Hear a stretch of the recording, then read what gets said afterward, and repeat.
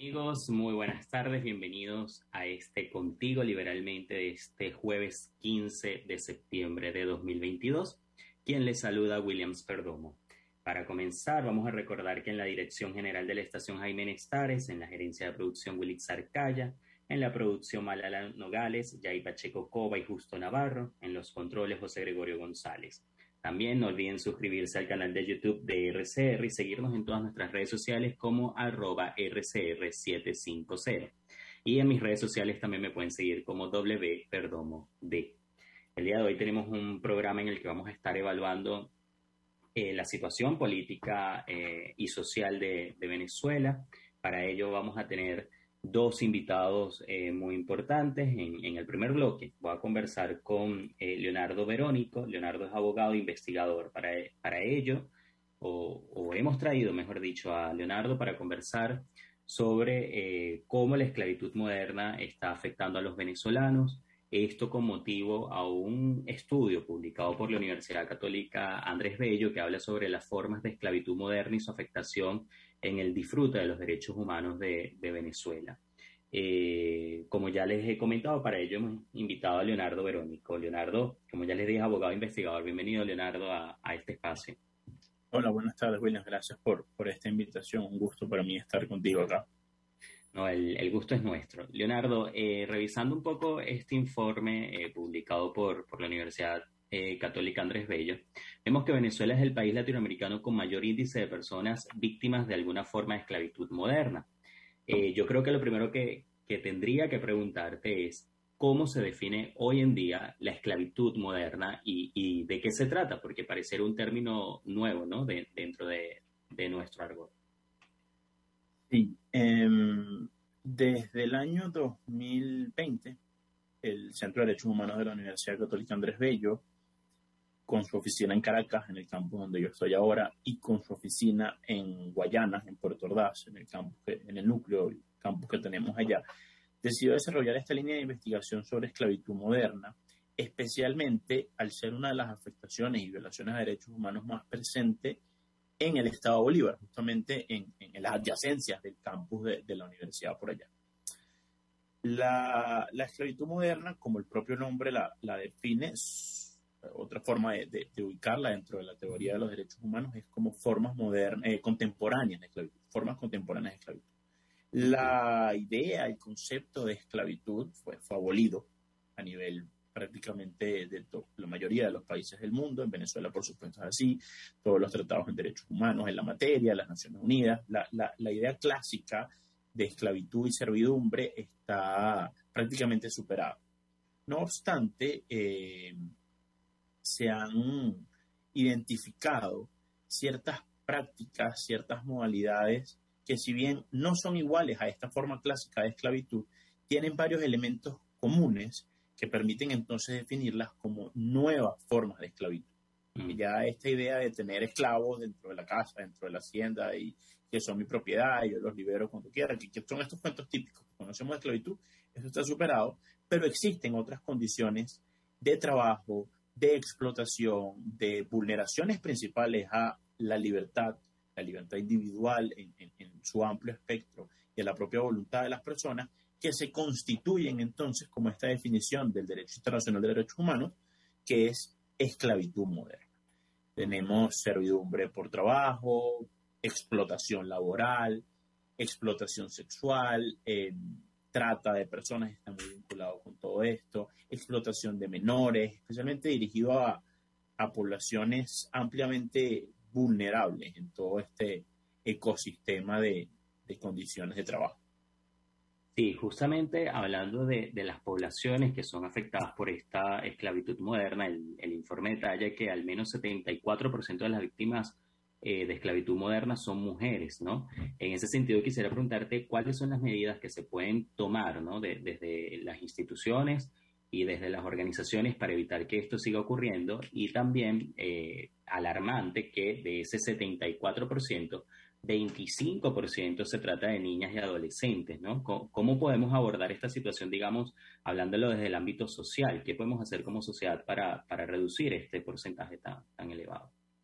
Sin duda es una situación alarmante, como tú bien mencionas. Nosotros desde el año 2020 justamente hemos estado publicando, ya llevamos 5 informes que se condensan en esas infografías y en varios de los de productos audiovisuales que hemos estado publicando. Y digo 5 especialmente porque han estado dirigidos a esas poblaciones especialmente vulnerables, cada uno estudiando un aspecto específico de todo este flagelo. El primero lo publicamos a términos generales, donde permite entender estas nociones del tema, se llama de lo laboral a lo sexual, más o menos tratando de abarcar todas las prácticas posibles conocidas.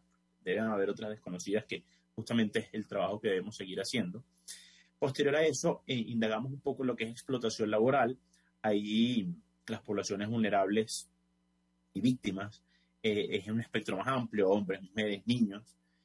En tercer lugar, publicamos tal vez el más delicado y más duro de los informes que hemos hecho, que es una perspectiva género-sensitiva, justamente dirigido a este dato que nos arroja del alto porcentaje de víctimas que se presenta en mujeres, abarcando tanto mujeres adultas como niñas y adolescentes, especialmente porque la principal práctica de esclavitud moderna es justamente la explotación sexual. En cuarto lugar, hemos trabajado la dinámica que incluye hombres y especialmente mujeres en estas situaciones de esclavitud moderna, en situación de migración y refugio, algo que afecta directamente la situación de Venezuela, pues por el amplio número de personas que salen de nuestras fronteras en búsqueda de refugio. Importante decir que no es una migración común, es justamente en búsqueda de protección ante las múltiples violaciones y vulneraciones que sufrimos en Venezuela. Y en quinto lugar publicamos uno sobre poblaciones indígenas, tratando de entender el espectro en cada una de estas facetas, donde metodológicamente decidimos enfocarlo sin desligar una de otra. Pues cada una está conectada y forma parte de un mismo ecosistema de violaciones. Yendo directamente a este tema de las mujeres, como comentábamos, la explotación sexual es posiblemente la práctica más común, lamentable, en esta materia. Estamos hablando de, en el mundo, índices de 4.8 millones, es el último que recuerdo, una medición que se hizo en 2018, si no me equivoco. Wow. 4.8 millones de mujeres sometidas a situaciones de esclavitud, y eso en números conocidos, porque por supuesto sabemos que en estos espectros donde, en Venezuela por supuesto, pero también en el mundo es difícil tener cifras precisas, ¿no? En Venezuela, por ejemplo, hablamos de que nada más en el estado Bolívar existen más de 3.500 mujeres que se dedican a la prostitución. Hay un factor muy importante que hay que tomar en cuenta acá, y es la voluntad. Que si hay una persona que voluntariamente y sin ningún tipo de coacción decide dedicarse a este oficio, pues está en su plena libertad y no se considera que está en una situación de esclavitud per se. Okay. Más allá de las regulaciones y los temas legislativos que podamos y morales, éticos que podamos discutir sobre la prostitución, el punto es que allí no estaríamos hablando de esclavitud moderna. Ahora, cuando estamos en situaciones donde se vulnera la voluntad de estas personas, por la situación que sea, por violencia, por supuesto que sería la principal, por engaño, por amenaza, e incluso podemos hablar de un espectro muy presente en Venezuela, que es la necesidad, la imperante necesidad económica. Justamente todo el tema de la emergencia humanitaria compleja y las dificultades económicas que existen en el país, ni siquiera para surgir, para sobrevivir, pues forzan muchas veces a mujeres a no encontrar otras formas para subsistir y tener que dedicarse a este tipo de labores, que si bien no es por amenaza, no es por violencia, no es por engaño, es por una necesidad y no es un ejercicio pleno de su voluntad. Claro. Entonces, allí también estamos en presencia de esclavitud moderna. ¿Qué podemos hacer como sociedad? Por supuesto, cuando estamos hablando en materia de derechos humanos, el principal responsable o el principal punto donde se tenemos que apuntar, valga el juego de palabras allí, sería el Estado, ¿no? En sus obligaciones de respeto, de garantía de condiciones estables para las personas. Sin embargo, bueno, ya como venezolanos sabemos todos los fallos que puede tener un Estado, y es algo además presente en el mundo. Tal vez no dejar recaer todas las obligaciones allí. En uno de nuestros informes señalamos claramente que lo más importante no es solamente poner, vamos a esta frase tan chimba, no solo poner trapitos calientes sobre la situación y publicar difundir, aprobar leyes en la materia y tener instituciones fuertes que protejan esto. Sí, eso es lo más importante y esa es la obligación principal del Estado. Pero por otro lado, también debe haber un enfoque hacia la formación de capacidades reales en las personas, para que justamente ellas mismas tengan la posibilidad de no dedicarse a esto. Porque si simplemente seguimos esperando que el Estado actúe, nos quedamos en un plano siempre incompleto y además, cuando lo hace mal, que es el caso de Venezuela, cuando hay una latente ausencia de Estado, pues las personas sufren aún más. Claro. Ahora, me llama la atención porque el estudio no solamente revisa o aborda estos temas desde temas polémicos, ¿no? Como el que acabamos de mencionar, sino también lo hace desde cómo los venezolanos están sufriendo las consecuencias de unos bajos salarios y de otros aspectos que muchas veces no se consideran que están siendo parte de esclavitud moderna, ¿no? Y en ese sentido me hace mucho ruido que el porcentaje es aún más alto, porque estamos hablando de que 90% de los venezolanos serían víctimas de explotación laboral. Yo quisiera preguntarte, primero, ¿cómo se puede abordar este tema para solucionarlo? Y segundo, ¿cómo hacerlo en un contexto económico como el de Venezuela? Porque yo entiendo que esta situación obviamente se genera y es algo que yo lo he criticado mucho, porque hay muchas personas que trabajan por menos de lo que vale su trabajo, pues porque en el contexto económico de Venezuela no les queda otra opción, porque no les van a pagar más y porque a lo mejor sienten que lo que le están pagando es verdaderamente representativo. Y esto obviamente ha generado una obra de mano muy barata, pero que al final es una explotación, un abuso por parte de quien lo hace, ¿no? ¿Cómo podemos tener la conciencia de que esto está ocurriendo? Porque muchas veces en el día a día se nos escapa el entender que a lo mejor no está siendo bien pagado nuestro trabajo, ¿no? Sí, yo creo que especialmente programas como este nos permiten lo primero que es darnos cuenta, ¿no? Darnos cuenta y especialmente como jóvenes, claro, no es normal que tengamos que tener 3, 4 trabajos para mínimamente cubrir nuestros gastos, ¿no? Sí. Quisiera hacer una primera salvedad, que hay una situación muy cruda. O sea, la esclavitud moderna yo creo que debe estar orientada especialmente a estos casos que veníamos hablando de explotación sexual, Claro. de trata de personas, de tráfico de personas. Pasa muchísimo y completamente invisibilizado con mujeres venezolanas, con niños, niñas y adolescentes en este contexto que estábamos hablando. Y está este plano que lo teórico podemos estudiar como explotación laboral, justamente este tema de los bajos salarios. Yo creo que eso responde, y bueno, lo mostramos en las investigaciones, eso responde al contexto macroeconómico en el que nos encontramos y a la emergencia a lo que hemos llamado emergencia humanitaria compleja. Pues, esta altísima inflación, yo creo que ya no existe, ya hiperinflación se nos queda corto como concepto en lo que sufrimos todos estos años. Tal vez ese informe hay que actualizarlo con la nueva realidad compleja de entender y de definir que estamos teniendo hoy en Venezuela.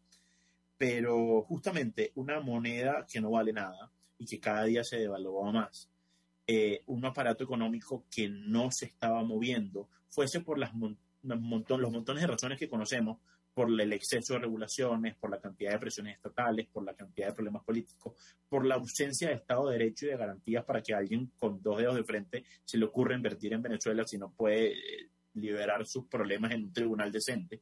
Todas estas cuestiones que generan que a nivel macroeconómico Venezuela no fuese viable para tener estabilidad, hacen y perjudican en el último eslabón de esa cadena a las personas y nos someten justamente a esas condiciones prácticamente inhumanas de trabajo y de supervivencia. Yo recuerdo, no tengo esta cifra exacta porque realmente nunca la investigué como tal, pero uno siempre en la universidad comentaba, bueno, que la ONU habla de que la línea de pobreza es $1 al día. Sí. Y en Venezuela en algún momento trabajábamos y los salarios cobrábamos $30 al mes, lo que significaba justamente menos de $1 al día. Sí, entonces, más allá de que no estoy convencido de ese dato de las Naciones Unidas, el punto es que eso fue normal para nosotros en algún momento. Y creo que algo fundamental es quitarle esa normalización, saber que eso no estaba bien, que estábamos dentro de un caldo de de cuestiones negativas que debíamos afrontar y que, bueno, creo que ahorita, sin querer dar una opinión muy fuerte al respecto, hemos visto como bueno, la propia necesidad de supervivencia de la economía en liberarse ha estado surgiendo bajo unas condiciones paupérrimas, bajo las mismas presiones estatales, bajo las mismas amenazas de una falta de Estado de Derecho. Pero bueno, es consecuencia natural de que buscamos una libre economía y siempre va a surgir. Sí. Bueno, también yo creo que es alarmante el tema de cómo se ha afrontado y cómo se está afrontando esta digamos, apertura económica, ¿no? Porque al final, lo que tú mencionabas, tú hacías referencia a estas cifras de la ONU, y yo también entiendo y conozco muchas personas que hoy en día, por ejemplo, están trabajando en Venezuela con un salario que lo comparas con salarios de otros países del mundo y es muy bajo, pero además lo hacen sin las condiciones laborales correspondientes, ¿no? Porque lo hacen a lo mejor sin un contrato, sin una protección laboral y sin un Estado, que creo que es lo más alarmante, sin un Estado que los respalde y que los proteja. ¿Qué pueden hacer aquellas personas que hoy están sufriendo esta situación para, digamos, denunciarlo y no quedarse solamente en el entenderlo, sino también ir un poco más allá? Justamente ahí es donde está la principal violación a derechos humanos en todo el sentido de ese concepto, que es la ausencia de instituciones estatales para proteger a las personas de esas violaciones. Cuando uno, o sea, tal vez si nos ponemos a discutir sobre el régimen de derecho laboral, de regulaciones laborales en Venezuela, podamos encontrar que en papel puede ser muy bueno, puede estar incluso un poco retrasado a los tiempos, pero en la práctica no está bien cumplido. O, bueno, que esa es mi opinión personal, no del centro, nada. Yo sí creo que requerimos ciertas reformas a nivel laboral para apoyar justamente a aquellas personas que generan empleo, a aquellos empresarios privados, a que puedan hacerlo de una manera con menos presiones gubernamentales. Claro. No obstante, en ningún momento podemos desconocer la necesidad de que haya instituciones que puedan proteger a las personas ante abusos, ¿no? Tribunales, empezando por allí, por supuesto, inspectorías del trabajo y todas las instituciones propias del derecho laboral. Yo pienso también que hay un factor muy importante que es en las propias condiciones económicas del país. Donde hay mejor posibilidad de inversión, donde hay posibilidades para que las personas que inviertan recuperen esa inversión, se genera empleo, se genera trabajo, hay mayores ofertas de empleo, mayores posibilidades para las personas. Y eso falta en Venezuela. Ha faltado y por lo que vemos puede seguir faltando. Es lo que tal vez estamos diferenciándonos ahorita, que hay más trabajo en la calle. Sigue siendo insuficiente. Lo único es que si nos comparamos con 2017, 2018, claro, la barra estaba muy abajo. O sea, mejorar eso no era muy difícil. No significa que estamos bien. ¿Que estamos mejor que en esos momentos? Sí. Pero todavía falta un largo camino por recorrer. Pero además, perdona que te interrumpa, además aquí hay un tema que creo que es súper importante, no sé si en alguno de los estudios lo tocan, pero es cómo no solamente se trata del empresariado, de la empresa privada, ¿no? Que se ve involucrada en este tema, sino también, pues, cuántos empleados públicos hoy hay que no se les están cumpliendo sus derechos o que están trabajando por un sueldo que es cero representativo en la economía venezolana, ¿no? Sí. Uno, como nuestros estudios están enfocados especialmente en el Estado Bolívar, al ser el campo de acción de nuestra oficina allá, ponemos varios ejemplos de las empresas básicas, de las ferromineras, y es claro como los salarios, algunas cerradas y pagan nominalmente los salarios, pero una cosa que ínfima, que no tiene ni el mayor valor para la mínima subsistencia de una persona.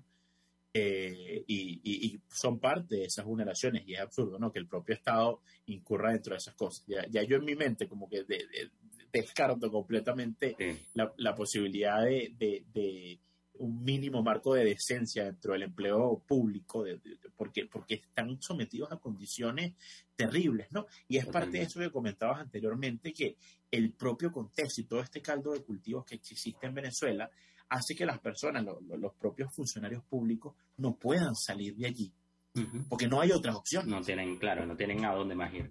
Exactamente. Y bueno, tratar de sobrevivir con lo que se puede. Y que eso al final, esto te lo comento como abogado, no como investigador del centro, que al final eso es lo que ha permitido que haya tantas irregularidades dentro de los trabajos de los funcionarios públicos. Entonces Totalmente. tú vas a un tribunal y siempre, bueno, pero doctor, si me ayudó por aquí, para allá va, o al INTT o a cualquier trámite que se te ocurra. Siempre está ese camino raro venezolano que no está bien y justamente Claro. responden a que no hay un ecosistema sano para esos trabajadores. Claro.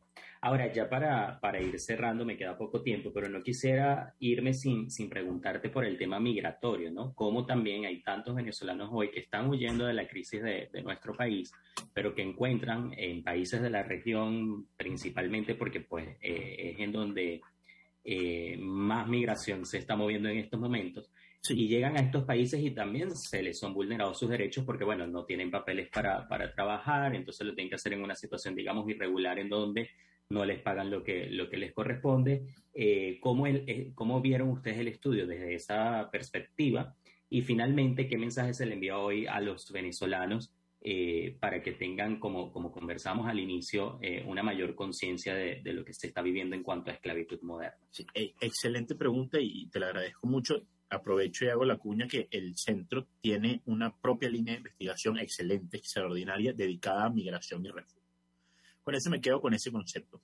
Eh, Nosotros tendemos a hablar de refugiados. O sea, son personas que no están migrando voluntariamente y en unas condiciones Claro. perfectas como a veces muchos países de la región lo hacen ver, como, bueno, estas personas están viniendo, deberían seguir sus trámites legales y deberían venir con dinero en el bolsillo. No es tan sencillo porque en muchos casos, y es la situación de Venezuela, estas personas están buscando protección, refugio ante la cantidad inmensa de violaciones que pueden haber acá, desde las más claras, como son los perseguidos políticos, por ejemplo, hasta personas que no hayan una medicina, no hayan tratamientos de salud, huyen de la inseguridad, huyen de la falta de oportunidades. Todas esas cosas los convierten no en migrantes, sino en refugiados, personas que requieren de especial protección internacional.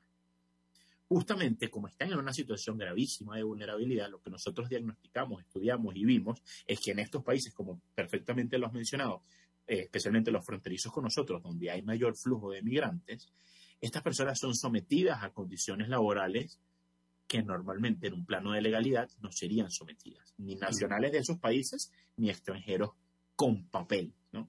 Son sometidas a explotación laboral. Y estamos hablando de hombres, mujeres, niños, niñas y adolescentes, todo tipo de población migrante y refugiada. ¿Cuál sería uno de los llamados, por supuesto, a estos países donde hay instituciones, a diferencia de la carencia de institucionalidad que podemos vivir en Venezuela, es que, bueno, esas instituciones hagan su trabajo. Y en particular a las personas que no son culpables de ser víctimas del sistema en el que somos víctimas acá. No es como, bueno, toma conciencia, porque es muy fácil decir Claro. toma conciencia, pero cuando tienes hambre y tienes la Lo necesidad hace. Claro. de pagarte en esto, es mucho más complejo el panorama. Pero sí tal vez a documentarnos un poco, aprovechar todos estos espacios, este programa, nuestros informes, las investigaciones. Hay bastantes organizaciones dedicadas al apoyo a las personas refugiadas, inmigrantes. Buscar ese apoyo, buscar esa ayuda, elevar su voz, no someterse a estas condiciones, saber que aún siendo refugiados, aún siendo migrantes, en este caso, tienen derechos y son seres humanos que tienen dignidad y deben velar porque se les respete. Entonces, buscar ayuda, elevar su voz, visibilizarlo, no someterse solamente porque, bueno, esto es lo que me tocó. ¿No? Hay cosas donde podemos y debemos mejorar, no solo ante el Estado venezolano y ante los países receptores, sino también entre nosotros mismos. Claro. Como personas, creo que, como te lo decía en un principio, y es algo que yo sostengo en mi trabajo, más importante es el desarrollo de capacidades individuales, el verdadero empoderamiento de las personas en conocimientos de su situación legal, en conocimientos de su situación personal, de sus posibilidades económicas, más que ayudas y trapitos calientes de políticas públicas. Sí. Son importantes las políticas públicas, pero al final, como decimos mucho, no me des el pescado, sino enséñame a pescar. Sí. Ese empoderamiento real de nuestras capacidades creo que es lo más importante y hacia allá creo que debemos apuntar. Sí, yo también quisiera concluir con algún comentario, y es que justamente esta situación, este informe y todo lo que hemos conversado también es la demostración de la importancia de tener un verdadero Estado de Derecho en nuestro país, ¿no? Porque esto va a significar un reto gigante, no solamente para los que están dentro de Venezuela siendo explotados, sino también para aquellos migrantes que han salido, o aquellos refugiados que han salido en busca de un mejor futuro, ¿no? Y al Estado venezolano en algún momento, y yo espero que sea pronto, cuando exista una verdadera institucionalidad, le tocará entonces enfrentar esta situación. Y allí pues también agradecerles a ustedes, al centro y a ti, Leonardo, por mantenerse investigando y por mantenerse siempre buscando de cerca las historias de tantos venezolanos, ¿no? Así que nada, agradecerte por aceptar la invitación y agradecerte por acompañarnos el día de hoy.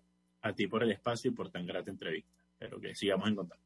Claro que sí, muchísimas gracias. Bueno, amigos, conversábamos con Leonardo Verónico, abogado e investigador, y hablábamos sobre lo que significa Venezuela y la esclavitud moderna, que se encuentra ahora mismo en su punto más álgido. Con esta conversación nos vamos un momento a un corte y ya venimos con más de Contigo Liberalmente por aquí, por Radio Caracas Radio.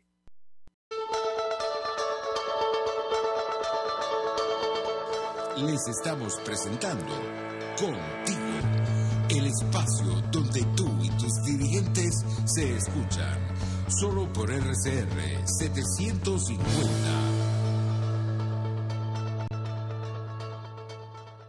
Puedes seguirnos en nuestras redes sociales. En Twitter, @RCR750, la radio que se ve. Y ahora quiero hablarte de Comercializadora Prada. Y ya de solo nombrarlo se me hace agua en la boca, porque Comercializadora Prada son los más frescos quesos y embutidos que te llevan a tu casa. Todos los quesos, todos los embutidos. Y como cuentan con proveedores exclusivos, te resulta mucho más económico. Llámalos ya, 0424-134-6035, en Instagram wprada.ve. Comercializadora Prada, todo en quesos y embutidos con la mejor relación precio-sabor. Antes de empezar el día, entérese de lo que acontece en el país junto a Pedro García Otero en Titulares de la Mañana, de lunes a viernes a las 6:30 de la mañana. Acompáñelo y empiece su día bien informado. Titulares de la Mañana con Pedro García Otero, solo por RCR 750 AM, porque lo bueno une. Y ahora quiero hablarte de la estación de servicio del Club Hípico, esa misma frente al Terras Plazas. Te invito a que la sigas en su Instagram, @bpterrazas, donde en su historia están informando permanentemente la dinámica diaria en cuanto al servicio de surtido de gasolina. Con todos los mecanismos de pagos, la bomba Terrazas del Club Hípico cuenta con una gran tienda de conveniencia donde podrás encontrar todo lo que necesitas, tanto para ti como para tu carro, y también con atención de baterías Duncan. Estación de servicio Terrazas del Club Hípico. Calidad de servicio de primera clase. Moisés Naim en Efecto Naim. Hola, soy Moisés Naim desde Washington. Conéctese a rcr.tv. También nos puede seguir por @Efecto Naim en Twitter. Y estamos en Facebook y en Instagram. Y no olvide que puede disfrutar todos los contenidos del programa cuando usted quiera, suscribiéndose a nuestro canal de YouTube. Nos vemos en la radio. Los miércoles y viernes a las 7 de la noche. Solo por RCR 750 AM. Cuando hablamos de Honda, hablamos de Discasi Motors, el concesionario Honda que pica adelante en precios, condiciones y servicio. Todo el personal de Discasi Motors, tanto técnico como de atención, está actualizado, capacitado y certificado permanentemente para atender correctamente tu vehículo. www.distasi-honda.com.be. Discasi Motors, tu concesionario Honda en Los Palos Grandes. Voz de América. Información precisa, completa, veraz, objetiva e independiente. Directo a tu pantalla. De lunes a viernes a las 2 de la tarde por RCR 750. RCR 750 AM. porque lo bueno une.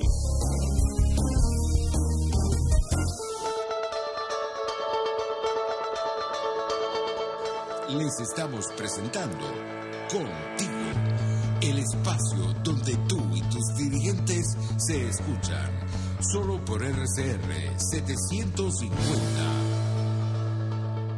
Amigos, y continuamos aquí en Contigo Liberalmente. Antes de continuar con el programa, vamos a recordar a nuestros aliados comerciales, y me refiero a nuestros amigos de Habibis Cakes. Y recuerden que pueden poner a disfrutar su paladar con Habibis Cakes. Pasteles de cumpleaños, tortas de chocolate, zanahoria marmoleada, limón, tres leches, tiramisú, bien me sabe, quesillo en todas sus versiones, pinonos de chocolate o arequipe, suspiros y mucho más. Todo esto lo van a encontrar en Habibis Cakes. A ellos pueden contactarlos a través de su cuenta en Instagram como @HabibisPisoCakes o a través del 0412-610-0838. También recordar a nuestros amigos de Perfect Hair, porque ellos te pueden dar el cambio de look que siempre has soñado. Déjalo en manos de los expertos, los especialistas en el corte y la química, alisados, queratina, cirugía capilar, los tratamientos más avanzados para el cuidado y brillo de tu cabello. Técnicas de coloración en manos de profesionales con más de 40 años de experiencia. A ellos los puedes visitar en el Centro Comercial El Sol, nivel Galería de Santa Paula, y seguirlos en @Salón Perfect Hair. Y también recuerden que llegó a Caracas el Paraíso Dental. Sí, como lo acaban de escuchar, tienen todas las especialidades en un solo lugar. Tratamientos de restauraciones, estéticas y de conductos, cirugías, prótesis, ortodoncia, periodoncia y odontopediatría. La doctora Sonrisa, de la mano de Paraíso Dental, llegó a Caracas para hacer de esta la ciudad de las sonrisas más bellas y saludables de Venezuela. Ellos los pueden contactar a través del 0212-481-9776 o a través de su Instagram en @doctorapisosonrisadm o @paraísodental. Ahora sí, luego de recordar a nuestros aliados comerciales, vamos a continuar hablando sobre la situación de Venezuela. El tema anterior fue bastante interesante, pero ahora vamos a abordar uno de actualidad, y me refiero a lo que está ocurriendo con el avión iraní o venezolano iraní. Y para ello hemos invitado a Luciano Mondino. Luciano es analista internacional, experto en terrorista y crimen organizado. Bienvenido, Luciano. Muchas gracias por aceptar la invitación. Hola, Williams. Bueno, buenas tardes para la audiencia y para el piso también. Bueno, Luciano, antes de abordar el tema como tal, en cuanto a todo lo que significa este avión y la desesperación por parte del régimen de Nicolás Maduro con respecto a este tema, el de ayer fue noticia que hubo un avance en la justicia con respecto a este caso. Quisiera preguntarte qué representa, porque pues para muchos fue una decisión que no se esperaba, y es que al menos, si mal no recuerdo, 12 de las personas que estaban involucradas en este caso se les ha permitido la salida de la Argentina. ¿Qué significa esto y hacia dónde va entonces esta investigación? Bueno, a ver, en principio por ahí creo que sería mejor poner un poco en contexto lo que implica el aterrizaje de una aeronave que cuando aterriza en Buenos Aires, en Argentina el 6 de junio, aterriza de forma, si se quiere, casual, por una incontinencia climática, pero cuando aterriza en Ezeiza, que es el aeropuerto en teoría con más seguridad y más custodia de la República Argentina, porque es el principal ingreso, la primera puerta de entrada al país por vía aérea, el día 8 de junio, en el cual ahí es donde intenta hacer un despegue hacia Uruguay, y es donde es rechazado. Todo ese entramado que se despeja a partir de entonces lleva a distintas cuestiones a analizar por parte de las agencias de seguridad, de tanto Argentina como de Brasil, Uruguay y Paraguay. En esto sí quiero por ahí señalar que el trabajo en lo que ha sido, especialmente a las agencias de inteligencia, ha sido bastante mancomunado, si se quiere, en cuanto a lo que es el fenómeno que ingresa, y que permite, a través de la causa judicial, aportar algunos datos que hoy ya están confirmados. En primer lugar, que estamos hablando de una aeronave que hoy en día, en el presente, ha sido o habría sido vendida, esto tampoco queda claro todavía realmente, si ha sido vendida o transferida desde Mahan Air, que es una aerolínea estatal iraní, bajo sanciones OFAC del Departamento del Tesoro de los Estados Unidos, hacia Emtrasur Conviasa, que es justamente esta aerolínea venezolana, que también se encuentra bajo sanciones del Departamento del Tesoro de los Estados Unidos, especialmente por las actividades que llevan adelante tanto Nicolás Maduro como Delcy Rodríguez y Tarek al-Aissami, que es hoy actual ministro del Petróleo, pero también muy significativo en lo que hacen a los temas de terrorismo y narcotráfico en América Latina.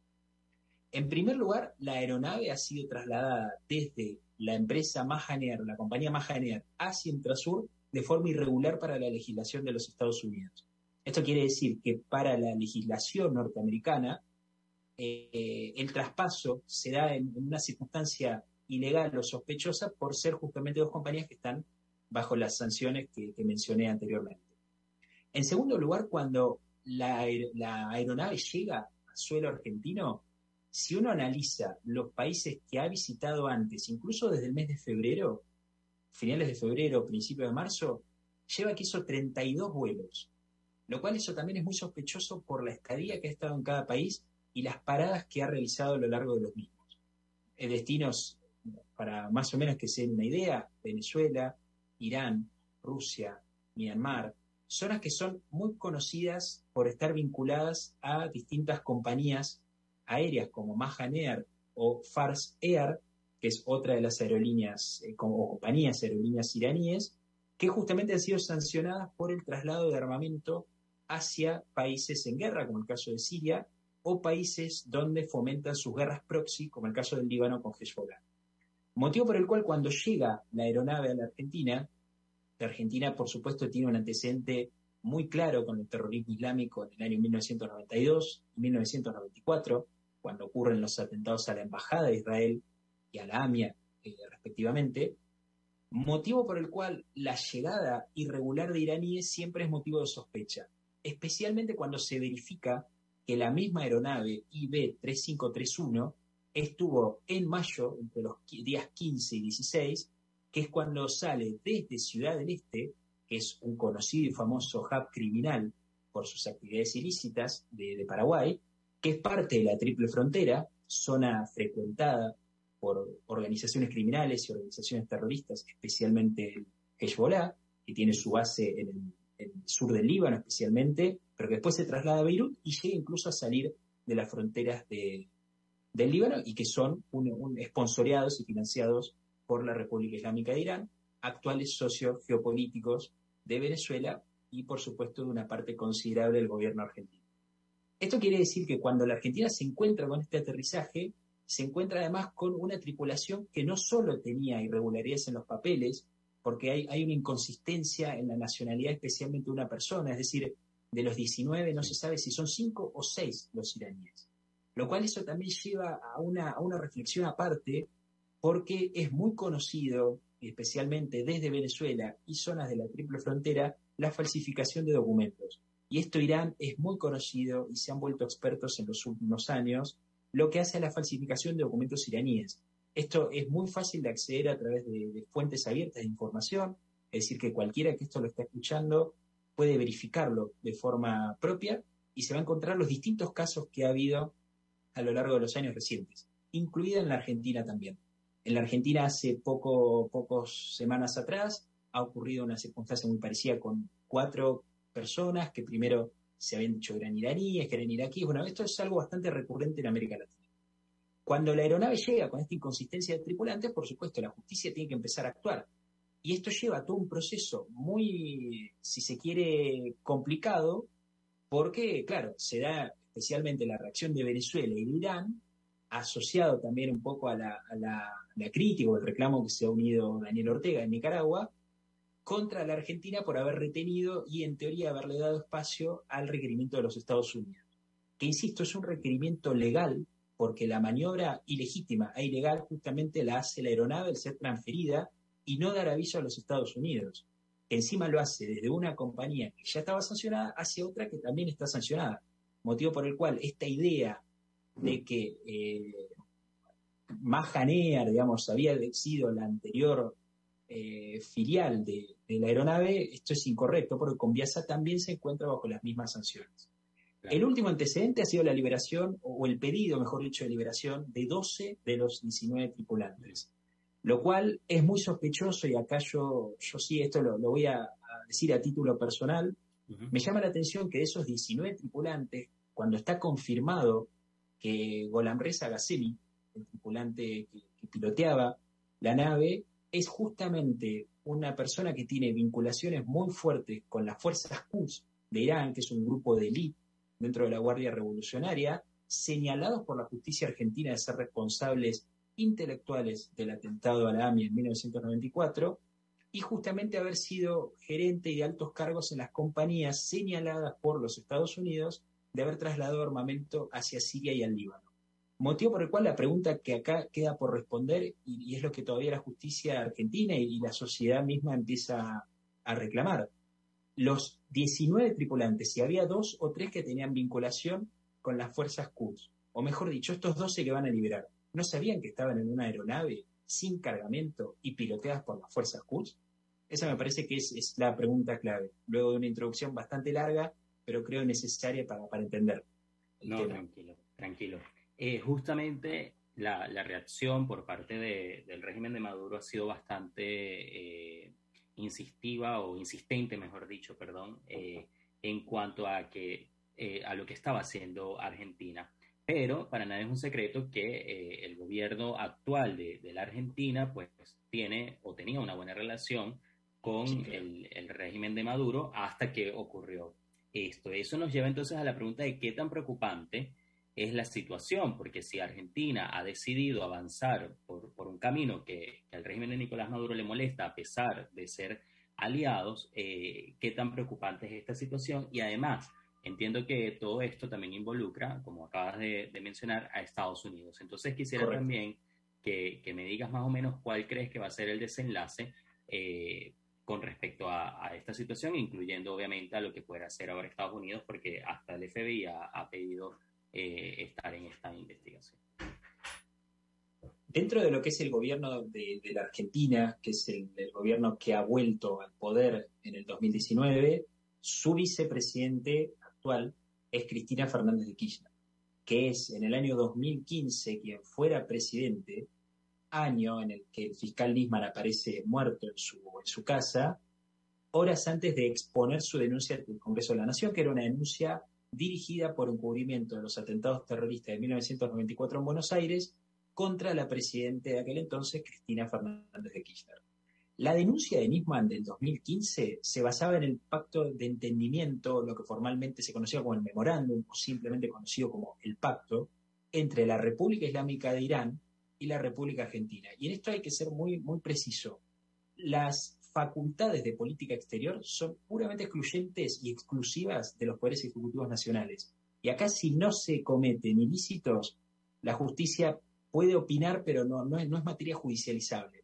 Ahora bien, el pacto con Irán, justamente lo que escondía, que no solo no se hacía, o por lo menos no se habría hecho de forma directa entre Cristina, esto es, se habla en potencial, porque como es de público conocimiento, muchas de las pruebas que Nisman tenía en su poder antes de que terminaran con su vida, porque Nisman no sufrió suicidio, sino que hoy la justicia investiga su homicidio, esas pruebas nunca se han conocido, por lo menos de forma pública, motivo por el cual quedan muchas suspicacias en torno a eso.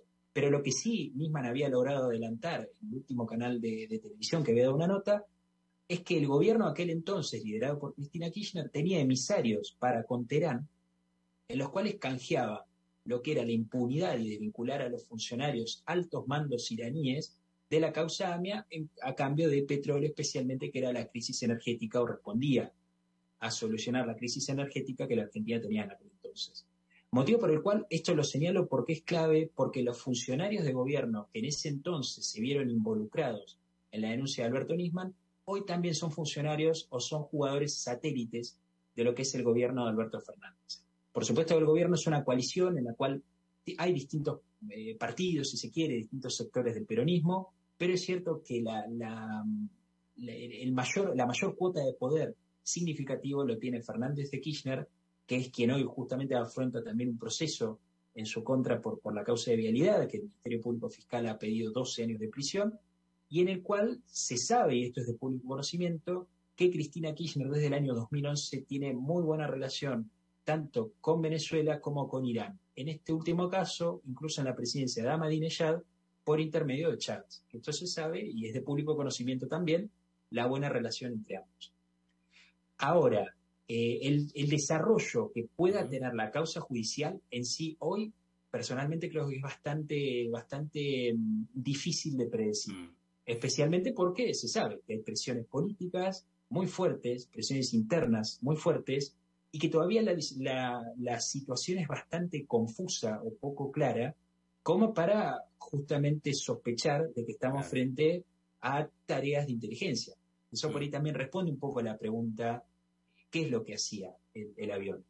Lo cierto es que uno cuando consulta fuentes como la DAIA, por ejemplo, o la AMIA, que son organizaciones de la comunidad judía en Argentina, que son quienes motorizan el reclamo de justicia a 28 años del atentado, señalan un dato que es muy importante y creo que es bastante universal para entender el terrorismo internacional o transnacional como fenómeno.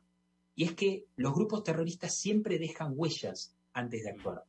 Que si los gobiernos no las leen, pasa lo que termina pasando en Argentina en el 92 y en el 94, que estos grupos logran atacar. Motivo por el cual lo del avión es una señal muy clara, y si la justicia no está a la altura para poder justamente evitar una tragedia dramática a futuro, entonces el desarrollo no lo veo de forma optimista, lamentablemente. Ahora, Luciano, me queda poco tiempo, pero quisiera preguntarte si esto debería ser de preocupación para digamos, los otros países de la región. O sea, es algo que está ocurriendo en Argentina, pero sin duda demuestra también, esta situación demuestra un poco los vínculos que existen entre el régimen de Maduro y el gobierno iraní, ¿no? ¿Cómo lo ves en el contexto de lo que pudiera significar para la región en sí? No tanto entre Venezuela y Argentina solamente, sino también para los otros países de la región, que quizás no tienen ni siquiera, ni siquiera son aliados de Irán. No, pero por supuesto que se van a ver modificados.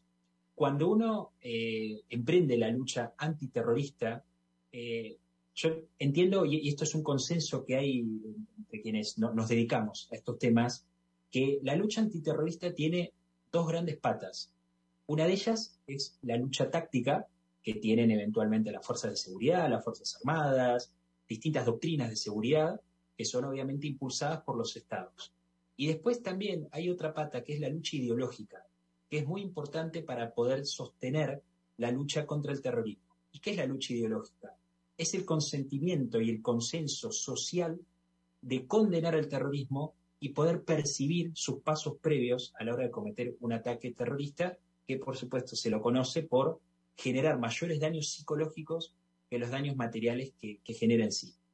Ahora bien, en esa lucha antiterrorista o en esa lucha ideológica contra el terrorismo, yo estoy convencido que la lucha ideológica contra el terrorismo transnacional en América Latina la estamos perdiendo. La estamos perdiendo porque todavía no se ha logrado dimensionar que este tipo de grupos ligados a Hezbollah en el Líbano, que tiene su participación en la Triple Frontera, como decíamos al principio, grupos que operan desde el crimen organizado también transnacional, otros grupos no solamente de la facción chiita del Islam, sino que habría también otros grupos sunitas que están operando. Esto demuestra todo un entramado que hay muchos que permite aclarar o permite dilucidar que no funcionaría si no fuera con la complicidad del Estado. Y cuando estoy hablando del Estado como general, en tanto poderes ejecutivos, judiciales y legislativos. Y esto en un mundo globalizado, en donde el crimen y el terrorismo también se han globalizado, sin duda repercute. El caso de la Argentina permitiendo el ingreso o el aterrizaje del avión al aeropuerto con teoría mayor custodia y es el ingreso al país, sin duda que ha puesto en peligro y ha desestabilizado en materia de seguridad a la región entera. Otro caso es el control o la gobernanza de la seguridad de la Triple Frontera. Allí rige un acuerdo desde el año 2003, que es el 3+1, Brasil, Argentina y Paraguay, junto a Estados Unidos. Este acuerdo no ha sido respetado en los gobiernos de Lula da Silva, Dilma Rousseff en Brasil, en los distintos gobiernos de Paraguay, con algunos avances en el último gobierno de Abdo, pero aún bastante incompletos, y en los gobiernos de Cristina Kirchner y su difunto marido Néstor Kirchner ha sido completamente abandonado. Solamente puesto o vuelto a poner en práctica en el año 2019 con la vuelta del gobierno, o el triunfo del gobierno en 2019 con el gobierno de Mauricio Macri. En el gobierno actual de Alberto Fernández, por supuesto, este acuerdo no ha sido revalidado y no ha sido reutilizado. Motivo por el cual la lucha ideológica contra el terrorismo, sin dudas, estoy convencido, la estamos perdiendo y tiene que ser un impulso de la sociedad civil lograr enfrentarse a estos conceptos, comprenderlos y exigir a los gobiernos que respondan ante la emergencia urgente. Sí, totalmente. Yo creo que obviamente queda un gran desafío por delante, ¿no? Con respecto a este tema para enfrentar, digamos, a estos grupos. Pero por ahora, Luciano, hemos llegado al final. Para mí ha sido un placer conversar contigo. Un placer para mí también. Que tengamos otra oportunidad en la que conversemos también sobre cómo el terrorismo ha ido avanzando en la región y cómo el crimen organizado también se ha ido expandiendo, ¿no? Y también la importancia de, por ejemplo, países como Estados Unidos, que han tenido una batalla frontal contra el terrorismo, de que se preocupe también por este lado de la región, ¿no? Que es necesario que se tomen medidas. Muchas gracias por acompañarnos el día de hoy, Luciano. No, por favor, gracias a ustedes y nuevamente un saludo a la teleaudiencia presente. Hablamos con Luciano Mondino, analista internacional, experto en terrorismo y crimen organizado. Hablamos sobre la situación del avión iraní en Argentina. De esta manera, amigos, hemos llegado lamentablemente al final de Contigo Liberalmente. Para mí ha sido un placer acompañarlos el día de hoy. Nos vemos en otra oportunidad.